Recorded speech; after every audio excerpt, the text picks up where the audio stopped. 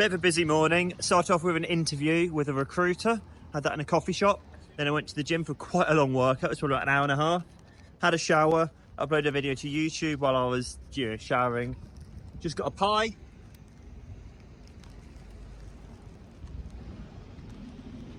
There you go. Choke on it, yeah. Only $5. It was meant to be $6.50. I don't know why. Maybe it's the time of day. But this place is at Jack and Jill's. Adam and Eve. Never mind. Adam and Eve's. Pretty good pie. Still in Wanaka. Going to head out towards the glaciers now. We've filled up in fuel. We've popped to Woolworths. Got some food for tonight. Got some bacon. So that'll be nice. Bit of meat. It will be fine, even though we don't have a fridge, I think, for a few hours. We're driving to a dump station. So there was one in Wanaka.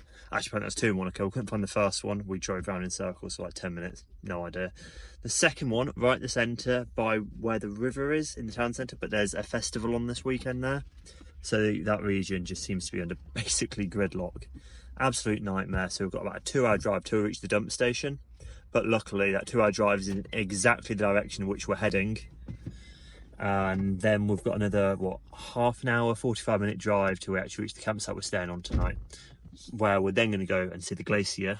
I think it's Fox's Glacier. We're driving to the West Coast campsite and we just stopped off at this lovely lookout and it's so beautiful. This is the Wanaka Lake lookout. Woohoo! We've just come across this beautiful waterfall on our route. Reached the dump station to drop off the grey water tap over there to fill up the fresh water, the drinking water. Also figured out why we kept having damp arrive at the bottom of our camper van. So when you take this out or this out, as you can see with this water just here, this patch just here, it goes drip, drip, drip. So at least we know what the problem is so we can start to fix it. The issue is the bottom of it is now absolutely soaking wet. It's gone 6 p.m. It's getting a little bit colder now. It's still about, 19, 20 degrees. But it won't be hot enough to drive for us tonight. So that's, again, pushed back to tomorrow. Less than ideal, but just one of those things.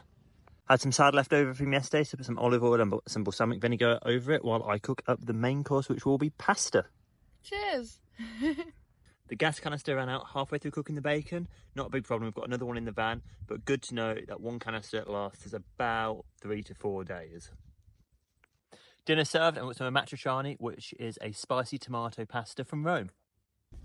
Hi guys! So we finished up dinner, Pash did some washing up, I edited a video, and now we've got about a 50-minute, maybe an hour drive until we actually reach the campsite. Although it's dark outside, it's 9 o'clock, so we're probably looking at not going to sleep till about 10:30.